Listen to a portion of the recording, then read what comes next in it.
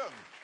And in this week's show, Locke, Scott, and two smoking Beamers.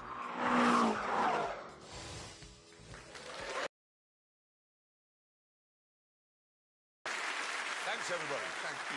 Now, I want to begin by talking...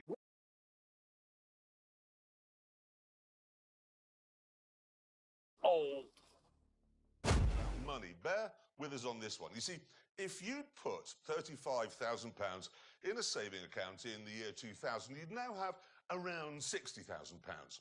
However, if you put... Yeah, just about everything, even remotely rare or interesting, is worth a fortune these days. Aston Martin DB5, that'll cost you £750,000. Ferrari Daytona, £600,000.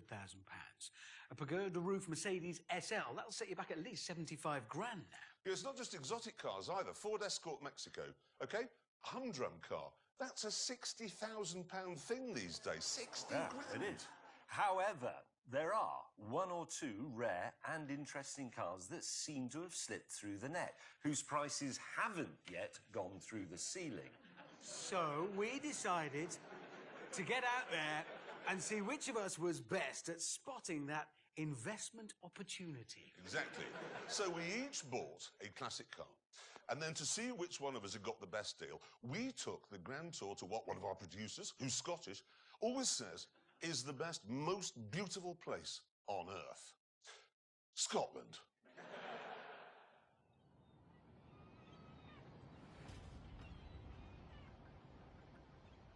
We chose for our meeting point a quaint fishing port near Inverness.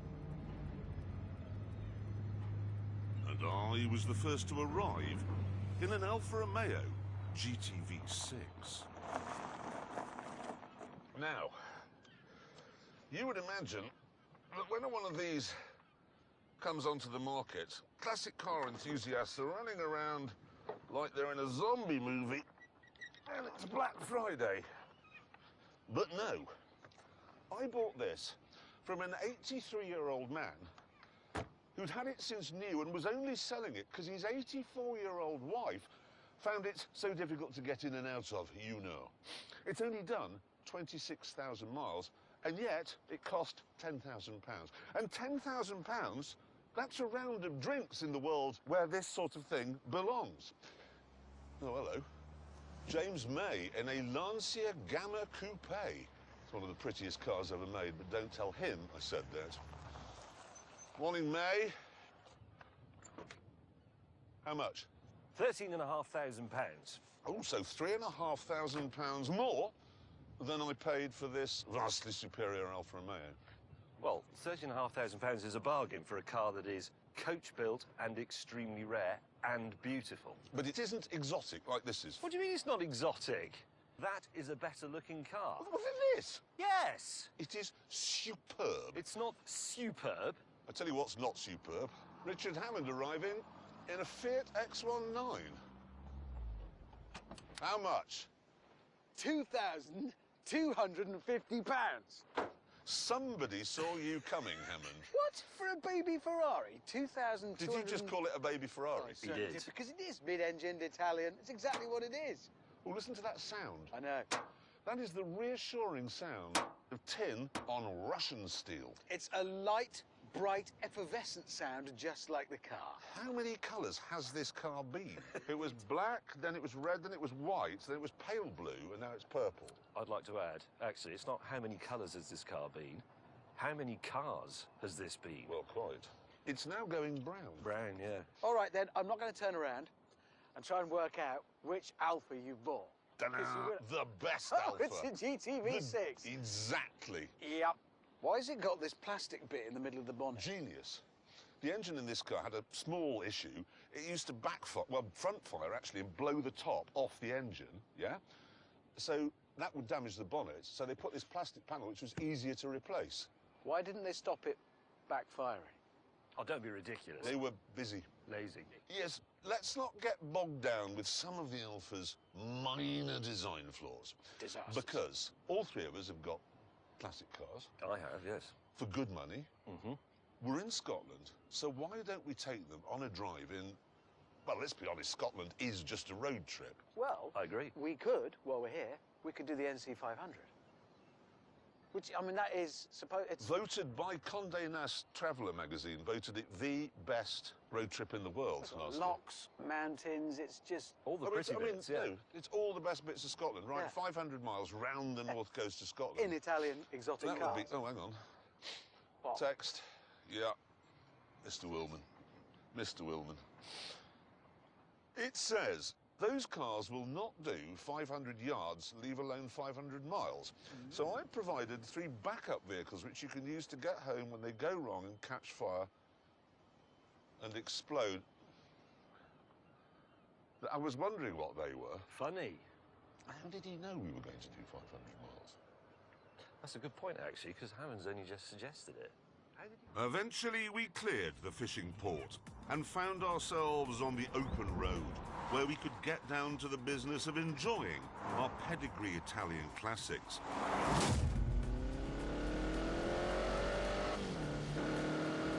Away!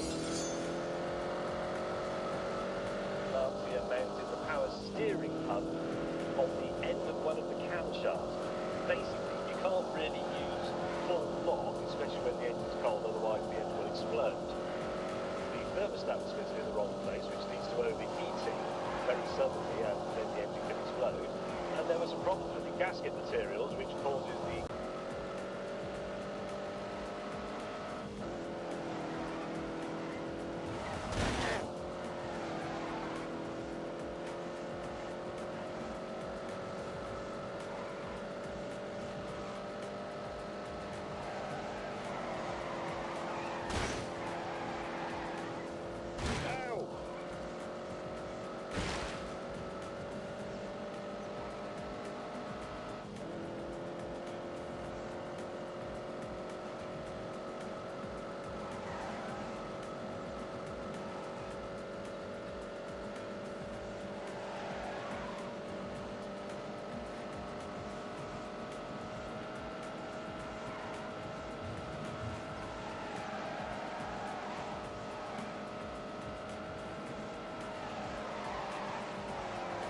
Brilliant.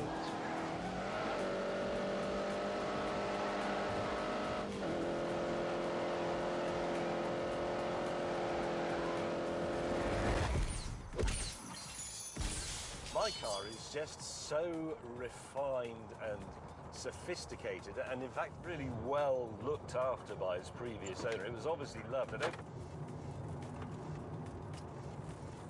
One of my windscreen wipers just fell off. Oh dear. You can't get out. We just lift it up. There you go. You just have to drive like that. James, can I just say you've done 3 miles? It's mended for now. Well, Don't turn it on again. Let's just turn it on. I want to see what happens. Right, okay. You ready? In Scotland. In Scotland, you won't need it. That's the thing. Perfect. Because it Right. never rains.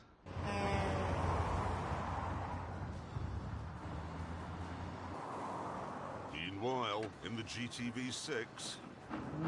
Oh no, what's that? That third. Right, good. Third.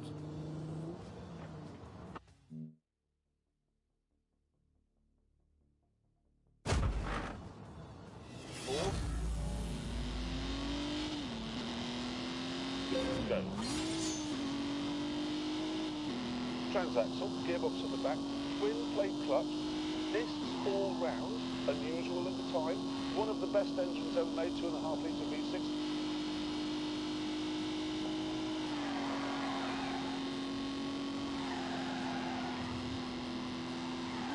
Oh, dearie me.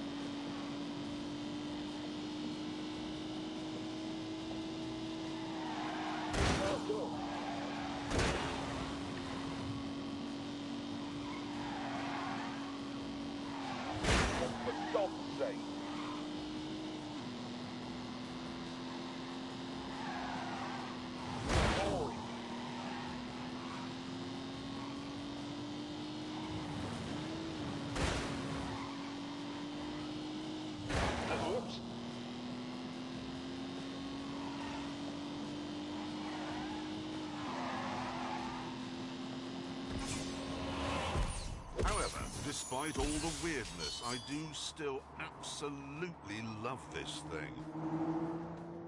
It was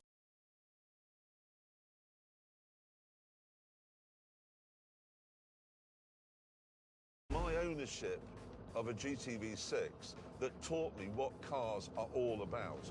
You need a personality, you need flaws for them to be human. And James May was right for the first time in his life, and only time in his life. This is one of the greatest engines ever made. The creamiest, the smoothest, and the most beautiful to listen to. That's not exhaust noise. That's an actual engine. As James and I enjoyed our classic thoroughbreds, Richard was driving along in his purple Fiat. Unleash 80 horsepower.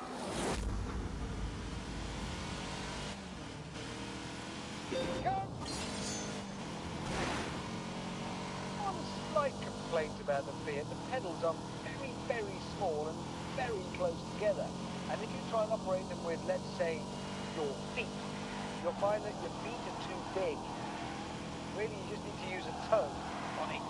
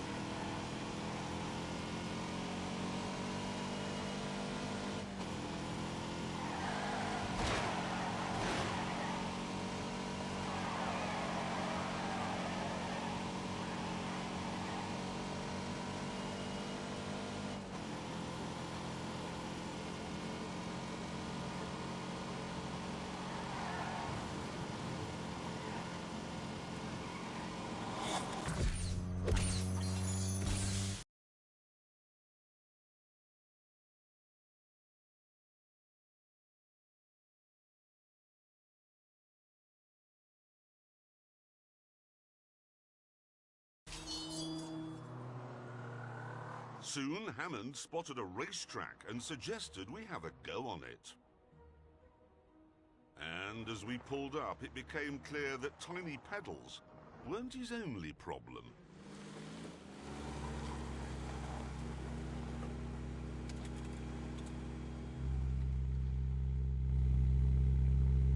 That's quite high revs. Yeah, idle's quite high, yeah. Is that its idle speed? Yes, it's keen. Since this was actually a go-kart track, it was too narrow for car racing. So I decided we should have a drifting competition.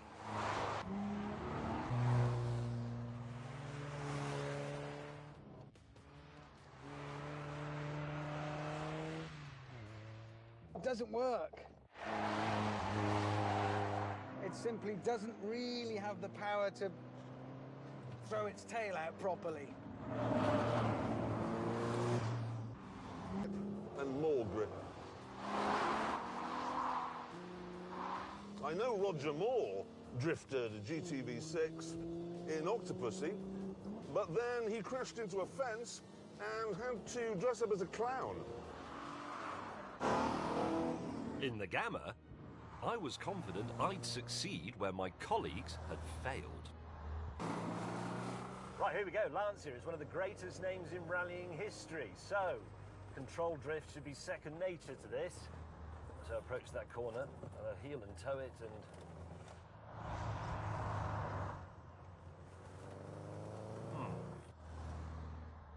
Brake, lift off. No. At this point, I suddenly remembered something important. This is front-wheel drive, isn't it? What was I thinking of?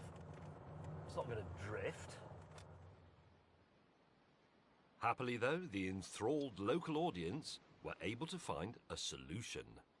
What I do is I take the rear wheels off, let the tyres down, and put these plastic covers on, then put the tyres back up again, put them back on. That gives the car the loose back end you want to drift. This is like putting insulating tape on the back wheels of your Scale Extric cars.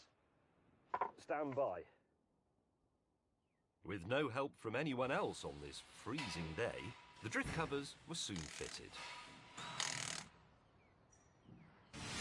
Oh, here we go. Oh! Right, turn in, get the drift going, and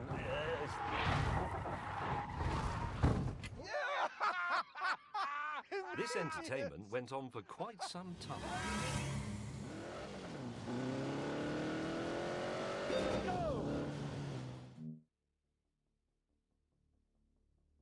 Here comes a really dangerous head.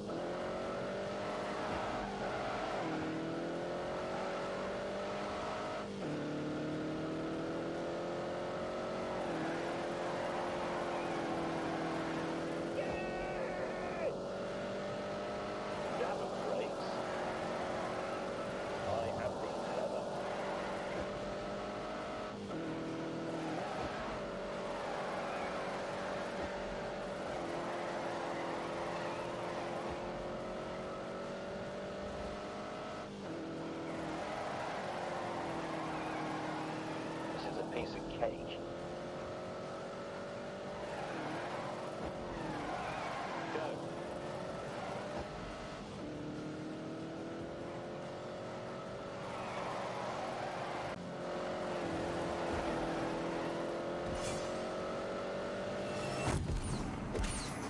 And hold it. He's turning the steering wheel! Yes, Turn the steering wheel! He did a thing to it. Yes. This looks like a lot of fun. We're going to do that. We're going to try it. Oh, no, there's the only set. What are those things? Yeah, they're the only set, so we can't do it. Well, no, we can make some.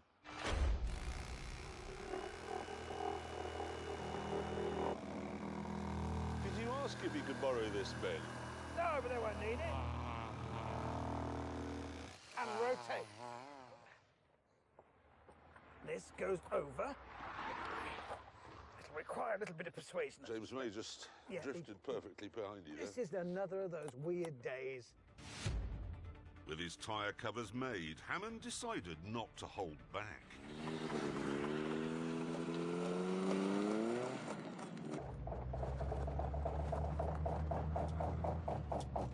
Oh, this is going to be...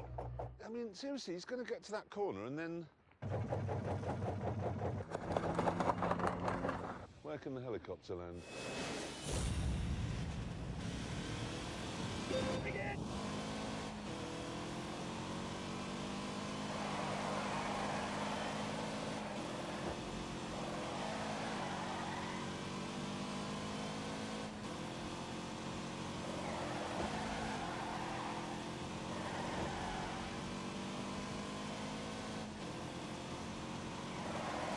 Come on, keep going!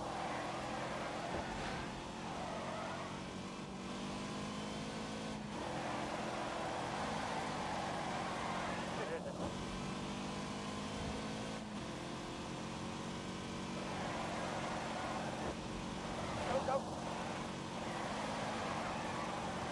Right, we're all set.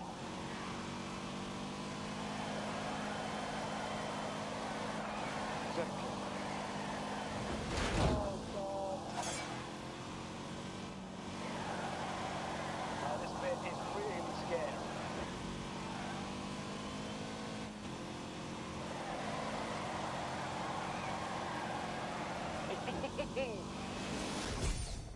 Let's just try again. No, that's fallen off. That could be interesting. And I am turning in, drifting. Oh no, I've got no steering. Annoyingly, Hammond's dismal failure didn't stop him fitting his ridiculous contraptions to my precious Alpha. and insisting that I have a go.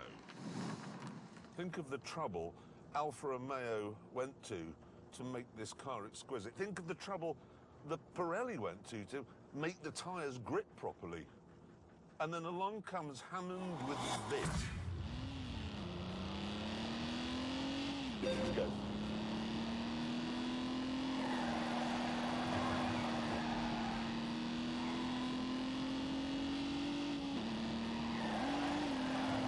Right back.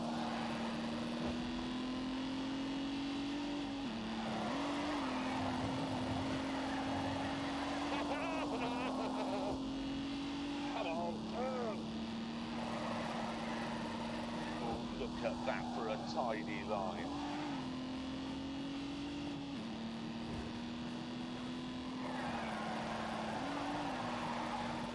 Yeah.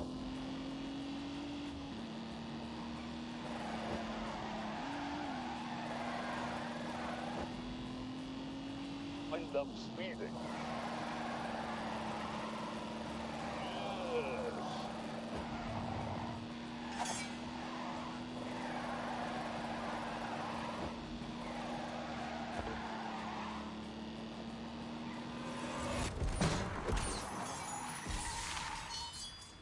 What was that noise? Whole car's vibrating. Yeah, that's a massive vibration. Hammond, you blithering idiot! You totally ruined this car!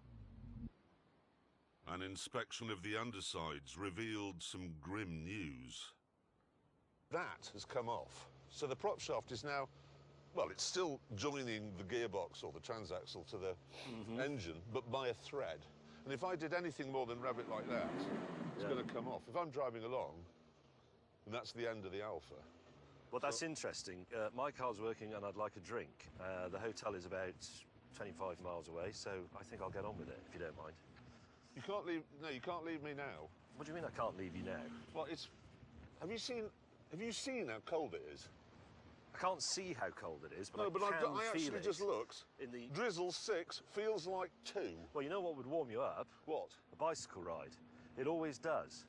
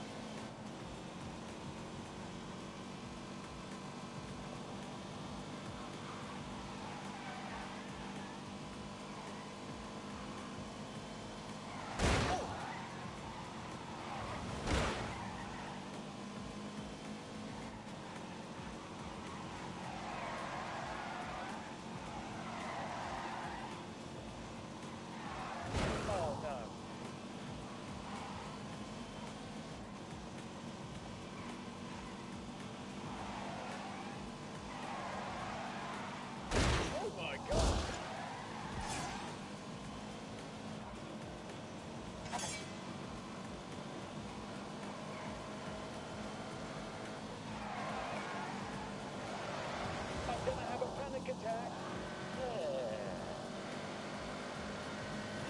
20 miles through this freezing middle of nowhere. Hey, Richard the Hamster Hammond. Is your car warm and dry? I'm just checking. Yeah, I'm warm and dry. You warm and dry? I'm very warm and dry.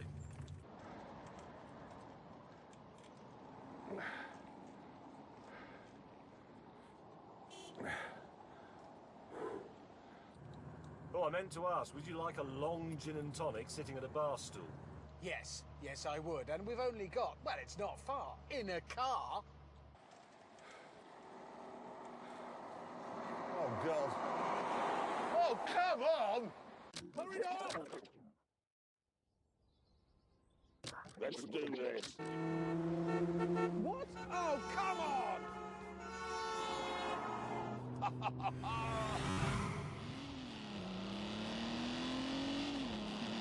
No.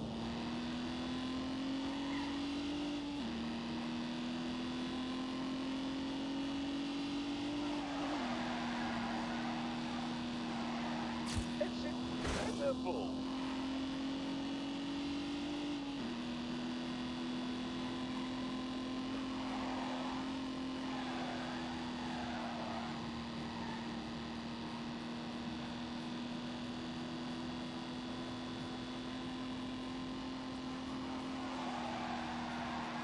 That's all do.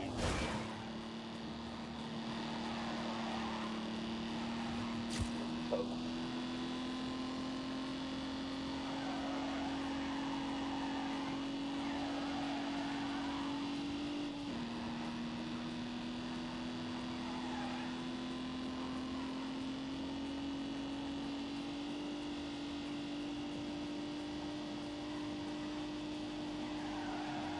Bingo!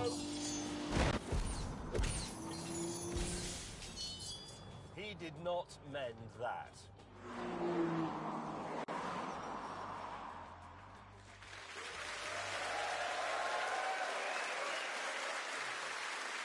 Very good.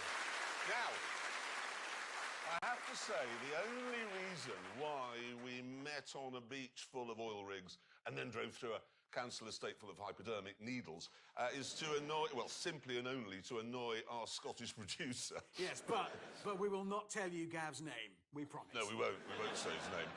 Anyway, look, it all gets a lot sunnier and prettier in part two when we finally get on the North Coast 500, and we'll pick that up later on. I want to talk about the BMW M5, which has always been, as I'm sure we all know in here, the ultimate Q car. It is a fizzing lunatic in a Geoffrey Chaucer suit. However, the new M5 has turbocharging, so it's kind to polar bears, and it has four-wheel drive, so it's safe, and it has an automatic gearbox, and that's all very nice. But is it what we want? Let me first of all explain the basic recipe for a BMW M5. It's a four-door saloon with a boot at the back, space for 5 businessmen in the middle, and a monstrously powerful engine at the front. That's the main thing about an M5. It